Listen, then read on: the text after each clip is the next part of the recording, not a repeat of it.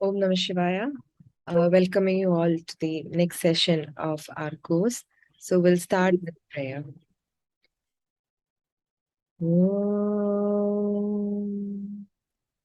Dhyayamo Dhavalavakundanavatim Tejomayim Naishtikim Snigdhatmangavilokinim Bhagavatim Mandasmita-Srimukhim Valsalyamritavarshiniim Sumadhuram Sankirtanalapinim Shyamangim Madhusiktasuktim Amritanandatmikam Ishwarim. Namaskar. Once again, welcoming you all for today's session. May I now request Ajit ji to take over the class. So, namaste everyone. So, today we are formally starting the main section of the course, that is the geography. So far we have we have understood a very brief introduction to the Ṛgveda, the 10 mandalas of the Ṛgveda, and now we have got some familiarity with the different mandalas that we have. Like if I say 6th mandala, you can recall it is the oldest, or if I say 10th mandala, it is the youngest. So similarly, like 3rd and 7th mandalas, mandala of the early Ṛgvedic King Sudas and his ancestor Devodasa, means is in the earliest mandala, 6th mandala. Shantanu, Rama, they are in the 10th mandala. So this chronological information is very clear to all of you, and I am very happy that you have done the assignments and that reflects whatever learnings that you had. So the foundation is there, and then we had understood the Ṛgvedic kings in a little more detail. So the main kings like Devodasa, Sudas, and then some kings in between like Pradardana, etc. And the descendants of Sudas like Sahadeva and Somaka. And we also have understood the rishis like Vasishtha and Vishwamitra, who were the advisors to the King Sudas, and then many other kings belonging to various gotras, that is Bharadwaja Gotra, then Vishwamitra Gotra, Vasishtha Gotra, and then Atri Gotra, and then we have Agastya, then Kashyapa, so many other Rishi Gotras who are very familiar in the Itihasa Puranas. So they all have their initial first reference, earliest reference in the Ṛgveda. We also understand that these are not individual rishis, but a family of rishis. Sometimes one or two or three individuals of the same family will be addressed like Vishwamitra or as Vasishtha. That also we understood. So sometimes the individuality of the rishis who are living in certain generations is all clubbed together into a single name. So the family name, it's not very, and it's also not very surprising because it's all there in the current world also. Certain family names are there, which is sometimes we often use it as an individual name, like Mr. Malhotra or like that. So the people who are contemporary, they know which is the person who are being referred. So they know inside that it's different individuals. But after a passage of thousands of years, when somebody like us start reading Veda, Itihasa or Mahabharata, Ramayana or Mahabharata, you may be you lose that understanding that there are multiple people. But now that also we have understood through our talks. And after the kings and the rishis, we also understood about the devatas. So we have the foundation here, and with this foundation, we are going into understand the Ṛgvedic geography. So the geography of Ṛgveda primarily is the geography of the rivers. So it is like around 40 plus hydronyms, that is the river, names which can be river names. Most of them are river names, but in rare cases, they may be something different than river. So whatever around 40 plus names which are suspected as river names, that is the hydronyms. We have just glimpsed it in the last talk, but more detail we will have it today. And then around 30 plus actual rivers, unique rivers. So the rivers, as far as Rigveda is concerned, the rivers are the primary component of the geography. Whereas in Mahabharata and Ramayana, you will talk about nagaras, cities. It's not that in the Ṛgvedic period there are no cities, but they were settlements, mostly settlements, and the concept, because each of the individuals are there in different settlements. So the concept of a good name for the city, those things came later. So most of the rivers, most of the cities are known by the name of the river on the bank of the river. So the distinct names of cities very rarely is found in the Rigveda. Whereas in case of the Itihasas, Mahabharata and Ramayana, the practice of naming the cities separately from the rivers or the geographical element that started.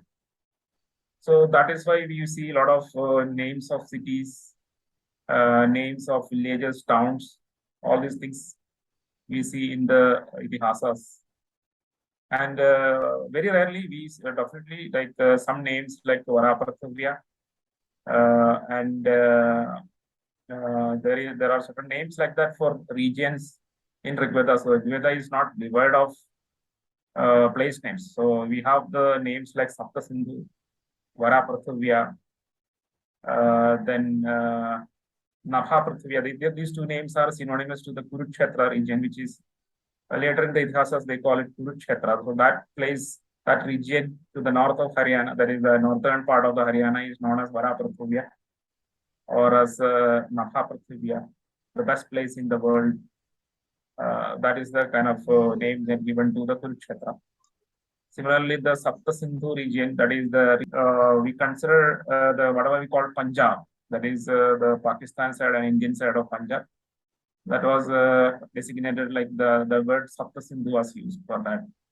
And the regions of like Takshashila and somewhat very interesting, whatever we now call as Islamabad, Rawalpindi, Takshashila.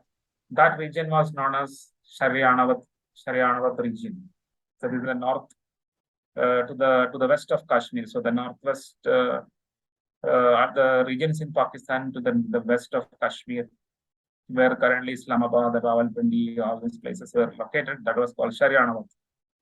And towards the west of that region, there is a beautiful valley called Charasadda Valley that is in Pakistan, to the west of Pakistan bordering Afghanistan.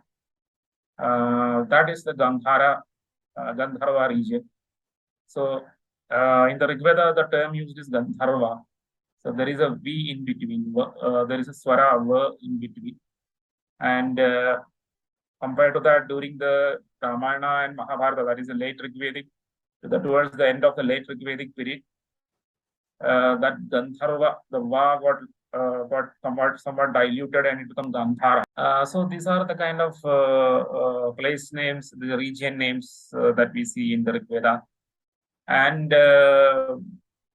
we do see some kind of you can say pinpoint names. So let me take some of the So you can see here the Nabha Prithvya, Vara Prithvya, that is shown here. This is the Haryana region. The Saraswati River flows in the north and Vrishadvadi in the south. So this region is very well mentioned. Then Sapta Sindhu, here it is mentioned like that. And then we have so many such regions are there, and we will go in detail to understand those that region in more detail in our here it is there. So this particular region, like this is the Kashmir, this side of the western side of the Kashmir is the considered as the Haryana region where Takshila, Rawalpindi, and Islamabad currently located. To the west of that, very somewhere close to the Afghanistan, we had this Gandhara region. So all these things are there. So in terms of regions, definitely the Rigveda have many of them.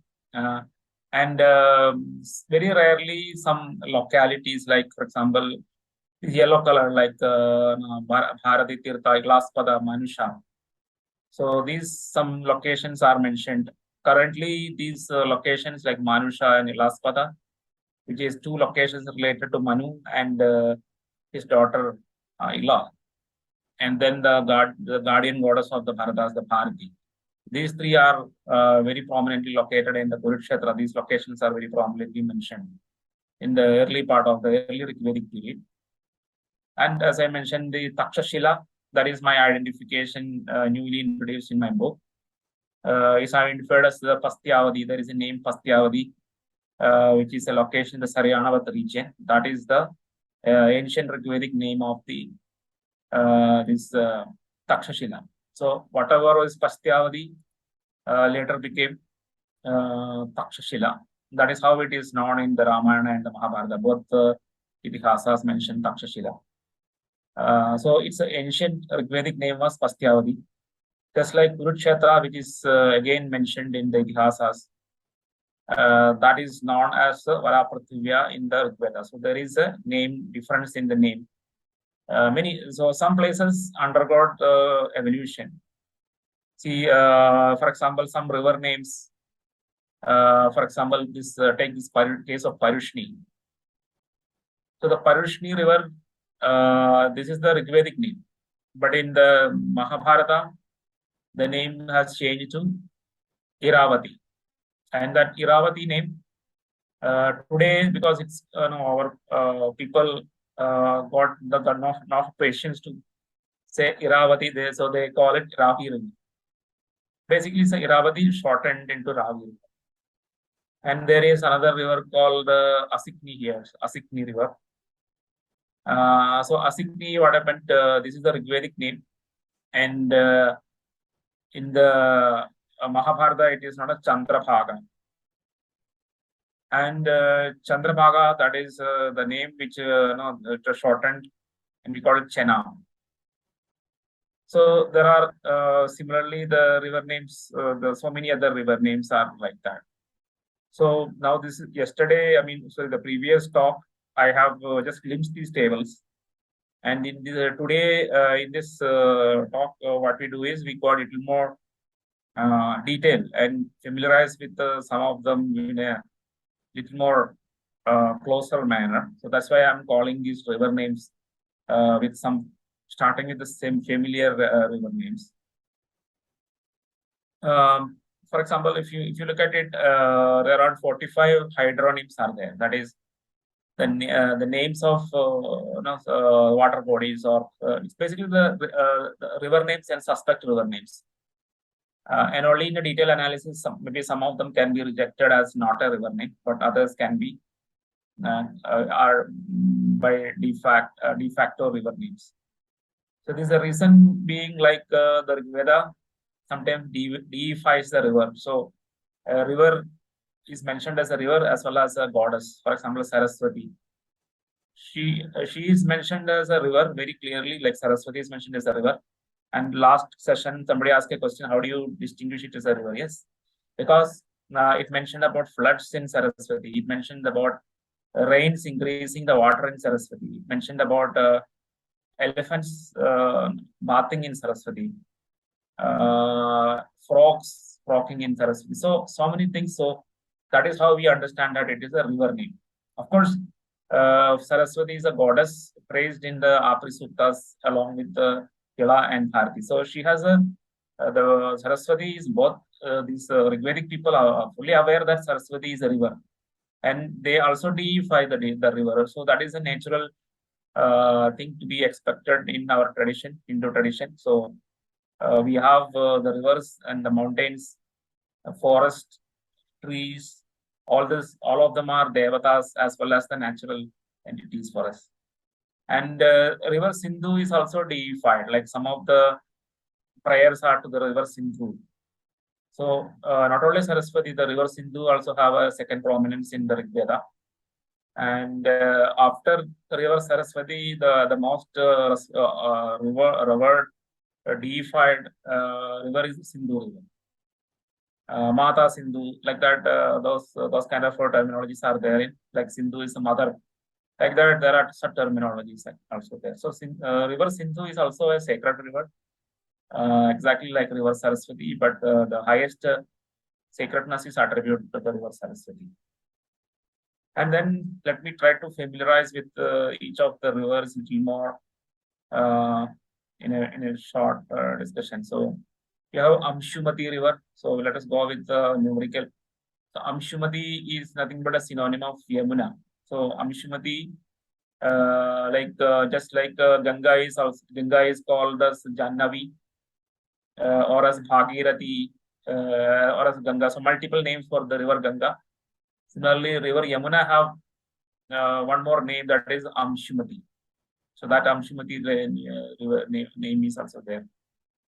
And in the Ramayana, there is one more name, that is Kalindi, which is associated with the river Yamuna. So that is there. So, and then Anidapha is another river. It's not very popular river. It's a tributary of Sindhu river to the west of Kashmir, like that. And Anjasi is another river, which is like a kind of an older course of river Yamuna. So there was some period in which the river Yamuna flowed into different channels. One was slightly to the west and another the current channel, like that.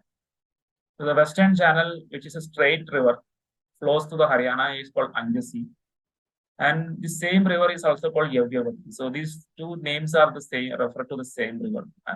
That is a, you can say, a distributary or a channel of Yamuna. And then Apaya is a local river of the Kurukshetra. This is the river that is flows through the Kurukshetra or Varaprithivya, like that. Whereas the river Saraswati and another river Drishadvati, they form the boundaries, the two boundaries of Kurukshetra or the Varaprithivya. That is, the northern boundary is Saraswati, southern boundary is Drishadvati. So that is what we are seeing here. Saraswati is the northern boundary and Drishadvati is the southern boundary. And you can see the name Kurukshetra is there, and its older names which are mentioned in the Ṛgveda, Namaprithivya and Varaprithivya, they are there. And you can see Yavyavati here. This is another channel of Yamuna here. You can see here. And so these are those are the kind of names that you can see. And then you have Ṛgvedic. Ṛgvedic is another river which flows to the Soma growing region. So currently it is in Pakistan. And originally the river Ṛgvedic was part of the tributary of the Sarayu river. But later on, there was a lot of evolution in the river Sarayu, where the Ṛgvedic separated from Sarayu and started flowing directly to Sindhu river.